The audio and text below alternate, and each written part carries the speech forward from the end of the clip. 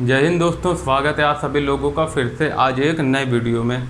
दोस्तों, कल हम लोगों ने पढ़ा था कि संविधान में संशोधन कैसे किया जाता है। ठीक, संविधान संशोधन के बारे में, कॉन्स्टिट्यूशनल अमेंडमेंट के बारे में पढ़ा था। और आज हम लोग क्या पढ़ेंगे? आज हम लोग पढ़ेंगे जो कॉन्स्टिट्यूशनल अमेंडमेंट है, ठीक, मूल अधिकारों में भी किया जा सकता है।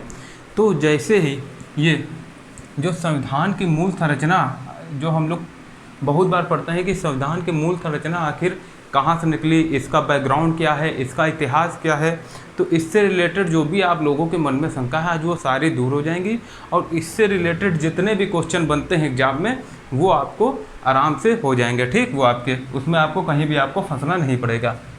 देखिए, संविधान की मूल संरचना ये कहाँ से निकलती है? ये जो 368 में संविधान संशोधन वाला एक नियम बनाया गया है कि 368 के तहत हम लोग संविधान संशोधन कर सकते हैं।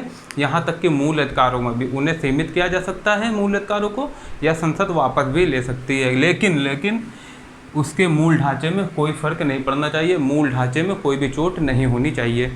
तो जैसे ही ये व्यवस्था आई कि मूल अधिकारों में संशोधन वाली बात चालू हुई, उसी के संविधान लागू होने के 1 साल बाद ही ये मामला जो था वो पहुंच गया किसके पास? कोर्ट के पास। और वो मामला कौन सा था? वो मामला था शंकरी प्रसाद मामला। याद रखना, सबसे पहला मामला कौन था? शंकरी प्रसाद मामला 1951। 1951 में क्या हुआ कि 1951 में जो फर्स्ट कॉन्स्टिट्यूशनल अमेंडमेंट था 1951, इसको चुनौती दी गई। मतलब ये जो राइट टू प्रॉपर्टी है इसको सीमित किया गया और संसद ने कहा कि इसमें जो है इसको जो है वापस लिया जा सकता है। ठीक, राइट टू प्रॉपर्टी को।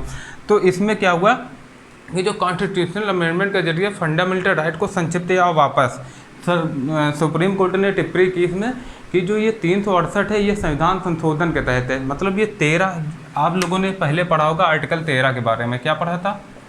आर्टिकल 13 कहता है संसद कोई ऐसी विधि नहीं बनाएगी जो मूल अधिकारों से असंगत होगी या उनका अल्पीकरण करेगी। अब लेकिन सुप्रीम कोर्ट ने क्या कहा? सुप्रीम कोर्ट ने कहा कि ये जो मूल अधिकार, ये जो संविधान संशोधन है, ये नॉर्मल संविधान, जो आर्टिकल 13 है वो नॉर्मल विधियों की बात करती है, जितनी सामान्य विधियाँ हैं उनकी बात करती है। ठीक, और संविधान संशोधन जो अधिनियम है ये कोई विधि नहीं है, ये कोई विधि नहीं है। इसलिए जो संसद है, तो आप खाली इतना याद रखना, जो शंकरी प्रसाद मामला है उसमें कोर्ट ने क्या निर्णय दिया? शंकरी प्रसाद मामले में कोर्ट ने निर्णय दिया कि कॉन्स्टिट्यूशनल अमेंडमेंट, संविधान संशोधन के जरिए फंडामेंटल राइट्स, ये क्या है? मूल अधिकार को संक्षिप्त या वापस लिया जा सकता है। किसके द्वारा? भैया ये कौन करती है? संविधान संशोधन, संसद। ठीक, तो जो संसद है वो संविधान संशोधन के जरिए फंडामेंटल जो राइट है उसको संक्षिप्त भी कर सकती है और उसे वापस भी ले सकती है। ठीक, आप लोग याद रखना। अब इसके बाद क्या हुआ? फिर एक केस था गोलकनाथ मामला 1967। इसमें क्या हुआ? जो सुप्रीम कोर्ट है इसने अपने पहले के फैसले को एकदम ही बदल दिया। इसमें कहा कि इसको वापस भी ले सकती है। याद रखना आप लोग, शंकरी प्रसाद मामले में कहा कि जो है फंडामेंटल राइट्स को संक्षिप्त भी कर सकती है। ठीक, संक्षिप्त भी कर सकती है, मतलब उनका जो अधिकार है वो कम कर सकती है, उनकी जो वैल्यू है, ठीक, वो कम भी कर सकती है और उसे वापस भी ले सकती है। अब जो गोलकनाथ मामला आया उसमें क्या किया सुप्रीम कोर्ट ने? 1967, याद रखना, ये 1951 का, 1967 का। उसमें क्या किया सुप्रीम कोर्ट ने कहा संसद ना ही मौलिक अधिकारों को वापस ले सकती है और ना ही कटौती कर सकती है। ठीक, संसद ना ही मौलिक अधिकारों को वापस ले सकती है और ना ही कटौती कर सकती है, क्योंकि जो संविधान संशोधन है, संविधान संशोधन के जरिए जो आर्टिकल 13 है उसमें कोई भी चेंज नहीं किया जा सकता, मूल अधिकार को वापस नहीं ले सकती है। आर्टिकल 13 तो कहता है ना, मूल अधिकार से, जो मूल अधिकार है उससे असंगत या उनका अल्पीकरण करने वाली कोई भी विधियाँ शून्य होगी, है ना। तो सुप्रीम कोर्ट ने कहा कि जो संविधान संशोधन है ये आर्टिकल 13 के तहत विधि जो है वो मान्य होगी। मतलब जो आर्टिकल 13 है उसकी जो मान्यता है उसको ख़त्म नहीं कर सकता। ठीक, अब क्या हुआ? उसके बाद क्या हुआ? देखिए, यहाँ से बहुत इंटरेस्टिंग मामला होता है। उसकी प्रतिक्रिया में क्या किया? संसद ने 24वां कॉन्स्टिट्यूशनल अमेंडमेंट 1971 जारी कर दिया और उसमें कहा जो संसद है वो आर्टिकल 13 व 368 में संशोधन कर सकती है। अब देखो संसद ने क्या किया भैया, देखो यहाँ बहुत चल रही थी एक दूसरे से खींचातानी संसद में और सुप्रीम कोर्ट में। सुप्रीम कोर्ट ने कहा कि संसद ना ही मौलिक अधिकार को संक्षिप्त कर सकती है, ना ही इसे वापस ले सकती है। ठीक, और इसकी प्रतिक्रिया में 24वां संविधान संशोधन अधिनियम क्या किया, संसद ने जारी कर दिया। भैया संविधान ने संसद को संविधान संशोधन की शक्ति दी है। तो संसद ने क्या किया, उसने सोचा कि संविधान संशोधन करके जिसने हमें ये शक्ति दी है 368, हम उसी में संशोधन कर दें। ठीक, अब देखिए संसद अपना कहाँ दिमाग लगा रही थी। 24वां कॉन्स्टिट्यूशनल अमेंडमेंट 1971 आया और इसमें संसद ने क्या किया, आर्टिकल 13 व आर्टिकल 368 में ही क्या किया, संशोधन कर दिया। ठीक, अब क्या हुआ, अब वहाँ से अब सुप्रीम कोर्ट भी कह रहा था संसद से ज़्यादा तो वो नहीं करने वाला है ना, क्योंकि मामले को जो है वो थोड़ा बैलेंसिंग अप्रोच लेके चलना होगा। अब संसद ने इसमें क्या किया, केशवानंद भारती जो मामला है 1973 वो लाया, और ये आप लोगों ने पढ़ा होगा, यहीं से जो है बेसिक स्ट्रक्चर संविधान की जो मूल संरचना है वो यहीं से निकली, मूल संरचना। ये बहुत ही फेमस केस है केशवानंद भारती वाला, आप लोग याद रखना। तो केशवानंद भारती मामला 1973, इसमें सुप्रीम कोर्ट ने क्या किया, इसमें सुप्रीम कोर्ट ने संसद की ये जो चीज़ें थी, क्या कौन थी, संसद ने ये वाली चीज़ मान ली। ठीक, ये वाली संसद ने मान ली, और संसद ने कहा ठीक है, आर्टिकल 13 वो 368 में संसद ने कहा था कि वो जो मूल अधिकार है 368 जो है वो मूल अधिकार में संशोधन कर सकता है और जो है उसको वापस सीमित भी कर सकता है। तो केशवानंद भारती मामले में भी मान लिया, सुप्रीम कोर्ट ने मान लिया, कहा कि ठीक है तुम जो है वो 368 के जरिए सीमित कर सकते हो जो मूल अधिकार है संविधान संशोधन के जरिए, और इसे वापस भी ले सकते हो। ठीक, लेकिन जो है तुम संविधान के मूल ढांचे पर चोट नहीं करोगे। ठीक, जो भी संविधान का मूल ढांचा है उस पर चोट नहीं कर सकते, उससे रिलेटेड अगर कोई भी कानून लाओगे तो वो जो है जो सुप्रीम कोर्ट है उसको अमान्य कर देगा। किसके द्वारा, जुडिशियल रिव्यू या न्यायिक समीक्षा के द्वारा। अब देखिए न्यायिक समीक्षा जो है इसके बारे में भी आगे पढ़ेंगे। अब इसके बाद क्या हुआ, संसद ने देखिए यहाँ पर संसद खेल खेली, अब यहाँ पर खेल खेल दिया। अब संसद ने यहाँ कहा इंदिरा नेहरू गांधी मामले में, एक मामला था इंदिरा नेहरू गांधी मामला 1975, इसमें संसद ने एक नियम बनाया। क्या संसद ने नियम बनाया कि पीएम मतलब जो प्राइम मिनिस्टर है, प्रधानमंत्री और लोकसभा स्पीकर का जो इलेक्शन है वो न्यायालय में उसको चुनौती नहीं दी जा सकती। मतलब क्या कहा कि ये जो है इसको न्यायालय में, कोर्ट में चुनौती जो है नहीं दी जा सकती। भैया सीधा इतना खतरनाक डिसीजन, मतलब सीधा मूल ढांचे पे चोट। इंदिरा नेहरू गांधी मामले में क्या किया, संसद ने कानून बनाया और उसमें कहा कि पीएम प्राइम मिनिस्टर व लोकसभा स्पीकर का जो चुनाव है इसको जो है न्यायालय में चुनौती नहीं दी जा सकती। ठीक, और इसके बाद क्या किया, और ये किसके द्वारा, ये था 42वां संविधान संशोधन 368। और फिर इसके बाद क्या किया, ठीक यहाँ तक समझ में आया। उसके बाद क्या किया, 42वां संविधान संशोधन जारी कर दिया। 42वां संविधान संशोधन, इसमें इन्होंने कहा कि 368 में जो है संसद वो है 368 में संशोधन कर सकती है, 368 में संशोधन कर सकती है। और उसके बाद फिर क्या हुआ, 1980 में सुप्रीम कोर्ट सब कुछ देखता रहा। फिर एक मिनर्वा मिल्स मामला हुआ 1980, उसमें सुप्रीम कोर्ट ने कहा जो ये केशवानंद भारती वाला मामला है, ये मूल जो ढांचा है ये ऐसे का ऐसा ही रहेगा, मूल ढांचे पे संसद को चोट करने का कोई भी अधिकार नहीं है। और मिनर्वा मिल्स मामले में कहा कि ये जो संसद नियम बना रही है इसमें न्यायिक समीक्षा की तो कोई वैल्यू नहीं रहेगी, न्यायिक समीक्षा तो कर ही नहीं सकते। और न्यायिक जो समीक्षा है ये तो संविधान की मूल संरचना का तत्व है, मतलब मूल ढांचे का तत्व है, इसको संसद किसी भी तरीके से हनन नहीं कर सकती। और सुप्रीम कोर्ट ने कहा कि जो संविधान है, संविधान ने संसद को एक सीमित संशोधनकारी शक्ति दी है। तो ये जो सीमित मतलब कि संसद ही सीमित है, और सीमित संसद को जो सीमित संशोधनकारी शक्ति मिली है, उस सीमित संशोधनकारी शक्ति से संसद असीमित शक्ति में नहीं बदल सकती। मतलब कि जो सीमित शक्तियां हैं उसके द्वारा कुछ सीमित ही संशोधन किए जा सकते हैं, ऐसा संशोधन नहीं कर सकती संसद कि जो संसद है वो अपनी सीमित शक्ति को ही असीमित कर ले। ठीक, तो ये जो जुडिशियल रिव्यू था उस पर जुडिशियल रिव्यू था। अब देखिए क्वेश्चन आ जा सकता है, मिनर्वा मिल्स मामला जो है जुडिशियल न्यायिक समीक्षा जो है ये कहाँ से निकला। तो ये न्यायिक समीक्षा का जो मामला है ये किससे उठा, मिनर्वा मिल्स मामले से, या यहाँ पर कोर्ट ने जुडिशियल रिव्यू का वो दिया प्लान। अब देखिए हम लोग जल्दी से रिवीजन कर लेते हैं। रिवीजन क्या करना है, सबसे पहले तो सबसे पहले शंकरी प्रसाद मामले में शंकरी प्रसाद मामले में कोर्ट ने क्या कहा कि सीधा देखिए ये दोनों एक दूसरे के अपोजिट है, शंकरी प्रसाद मामला, गोलकनाथ मामला। इसमें क्या किया, इसमें सुप्रीम कोर्ट ने कहा, क्या कहा कि कॉन्स्टिट्यूशनल अमेंडमेंट के जरिए फंडामेंटल राइट को संक्षिप्त या वापस ले सकती है। मतलब इसको कम भी कर सकती है, संक्षिप्त भी कर सकती है, और इसको जो है वापस भी ले सकती है। फिर इसके बाद क्या हुआ, इसके बाद आया गोलकनाथ मामला। इसमें एकदम उल्टा हो गया, सीधा सुप्रीम कोर्ट ने कह दिया कि ना ही संक्षिप्त कर सकती है और ना ही क्या कर सकती है, ना ही संशोधन कर सकती है। देखिए तीनों मामले पहले याद कर लीजिए। और केशवानंद मामले में भी सुप्रीम कोर्ट ने कहा कि हाँ ठीक है, सीमित भी कर सकती है और वापस भी ले सकती है, लेकिन मूल ढांचे को चोट पहुंचाए बिना।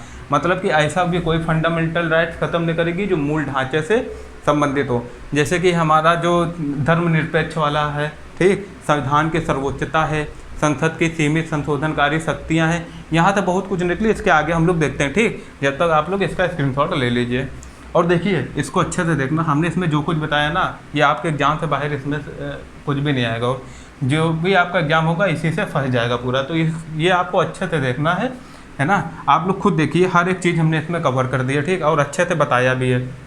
इतना आप लोग स्क्रीनशॉट ले लीजिए। इसके आगे हम लोग फिर देखते हैं।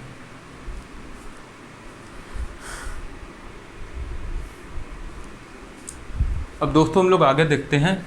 फिर उसके बाद एक मामला आया, वामन राव मामला। वामन राव मामला में सुप्रीम कोर्ट ने कहा, जो भी केशवानंद भारती 24 अप्रैल 1973 वाला मामला था, ठीक, 24 अप्रैल 1973 वाला मामला था, उसके बाद से जो सुप्रीम कोर्ट ने मूल संरचना का सिद्धांत दिया है, वो हर केस पे, हर चीज़ पे, हर अधिनियम पे लागू होगा अगर कोई भी संसद के मूल ढांचे पर चोट करता है, ऐसा कोई भी विधि या अधिनियम, ठीक। इतना आप लोग अच्छा समझ गए। अब जल्दी से एक बार रिवीजन कर लेते हैं। हम लोगों ने क्या क्या पढ़ा, हम लोगों ने सबसे पहले पढ़ा शंकरी प्रसाद मामला।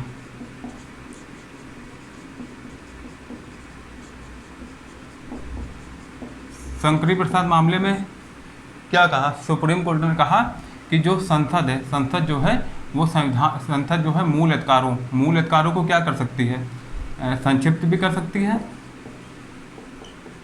ठीक, संक्षिप्त भी कर सकती है और वापस भी ले सकती है, ठीक, इतना याद रखना। फिर उसके बाद क्या हुआ, जब ये हुआ फिर आया, ये कब का मामला था, 1951 का, ठीक। उसके बाद फिर आया गोलकनाथ वाला मामला।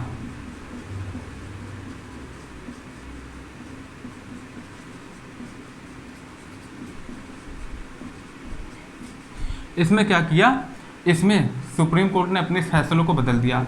इसमें सुप्रीम कोर्ट ने क्या किया, ना ही संक्षिप्त कर सकती है मूल अधिकार को, और ना ही ये किसकी बात चल रही है, फंडामेंटल राइट्स की, ठीक, और ना ही वापस ले सकती है, ठीक, ना ही वापस ले सकती है किसको, फंडामेंटल राइट्स को। अब इसी के गोलकनाथ मामले की प्रतिक्रिया में संसद ने क्या किया, 24वां संविधान संशोधन 1971 लागू कर दिया। कौन था, 24वां कॉन्स्टिट्यूशनल अमेंडमेंट 1971। और इसमें क्या किया, इसमें संसद ने कहा कि इसमें संसद ने कहा कि जो संसद जो है वो 13वां जो है मूल अधिकार जो है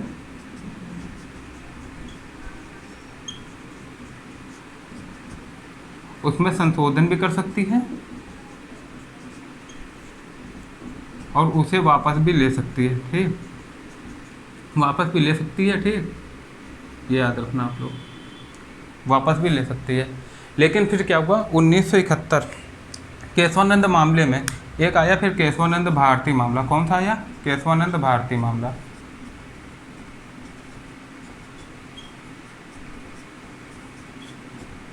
ठीक, और ये किसके जरिए कहा था, ये कहा था संसद ने, कैसे, 13वां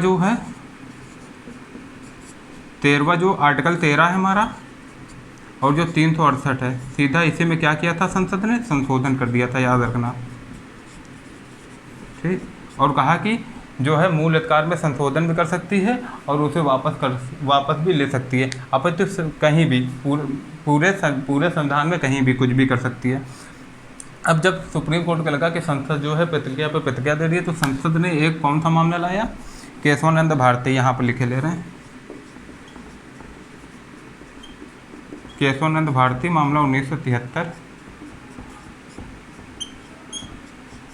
1973। इसमें क्या किया, इसमें सुप्रीम कोर्ट ने कहा ठीक है तुम मूल अधिकारों में संशोधन भी कर लो, ठीक, मतलब संशोधन करके उसको संक्षिप्त भी कर दो और वापस भी ले लो, ये है ताकत तुम्हारे पास। लेकिन एक सुप्रीम कोर्ट ने क्या किया, एक यहाँ से मूल ढांचे का सिद्धांत दिया। तो क्वेश्चन पूछ देगा कि मूल ढांचे का सिद्धांत कहाँ से निकला, तो कहाँ से निकला, केशवानंद भारती वाले मामले से, यहाँ पर कह दिया। अब इसके बाद क्या किया, 39वां संविधान संशोधन अधिनियम 1975 संसद ने किया। क्या किया, 39वां संविधान संशोधन 1975। उसमें संसद ने क्या किया, उसमें संसद ने लोकसभा और प्रधानमंत्री के चुनाव से जुड़ा कोई भी विवाद जो है वो न्यायालय से, मतलब उसने कहा कि न्यायालय से बाहर कर दिया, मतलब कि न्यायालय में कोई भी चुनौती नहीं दे सकता। किसको, पीएम और लोकसभा स्पीकर के चुनाव को, ठीक, लोकसभा और स्पीकर के चुनाव को न्यायालय में चुनौती नहीं दी सकती। तो सुप्रीम कोर्ट ने सीधा इसको क्या किया, इसको सीधा ही रद्द कर दिया। कैसे, सीधा मूल ढांचे पर चोट कर रहा है। और हमने आपको बताया है कि केशवानंद जो भारतीय मामला है उसमें मूल ढांचे में जो है वो चोट नहीं की जा सकती। अब क्या हुआ इसके बाद संसद ने क्या किया, 368 में ही संशोधन कर दिया और कहा कि जो संसद की विधायी शक्तियां हैं उसकी कोई सीमा नहीं है। सीधा क्या किया, संसद ने क्या किया, 368 में ही क्या कर दिया, अमेंडमेंट कर दिया, संशोधन कर दिया, ठीक। और कहा जो संसद है उसकी विधायी शक्ति की कोई भी सीमा नहीं है, विधायी शक्ति की कोई भी सीमा नहीं है, ठीक। संसद की विधायी शक्ति की कोई भी सीमा नहीं है। संसद कहीं भी कुछ भी संविधान में कर सकती है, मतलब कुल मिला के वो तानाशाह बननी चाह रही थी संसद, है ना, कुछ भी कर सकती है। अब ऐसा कहाँ हो सकता है, इतना विविधता वाला देश में कहाँ देश चल सकता तानाशाह बन के। फिर क्या हुआ, ये मामला आया, कौन सा, वामन राव मामला। इसमें सुप्रीम कोर्ट ने अपना फाइनल जजमेंट दिया, कहा कि वामन राव मामले में सुप्रीम कोर्ट ने कहा नहीं। उसके बाद फिर आया मिनर्वा मिल्स मामला, है ना। मिनर्वा मिल्स मामले में क्या किया सुप्रीम कोर्ट ने, उन्होंने कहा कि इसमें ये जो मामला है 368 वाला, इसमें न्यायिक समीक्षा की कहीं जगह ही नहीं है। ये भी और जो ये वाला था कहाँ गया, ये पीएम और लोकसभा स्पीकर वाला, मतलब कोर्ट न्यायिक समीक्षा नहीं कर सकता, जो कि उसके मूल ढांचे का सिद्धांत है। भैया कोर्ट कौन है, कोर्ट जो है वो हमारे मूल अधिकारों का गारंटी करता है, सुप्रीम कोर्ट, और तुम उससे उसी का वही अधिकार छीने ले रहे हो, ये कैसे हो सकता है। सुप्रीम कोर्ट ने फिर क्या कहा, ये जो है ये सब कुछ असंवैधानिक है, ये नहीं हो सकता।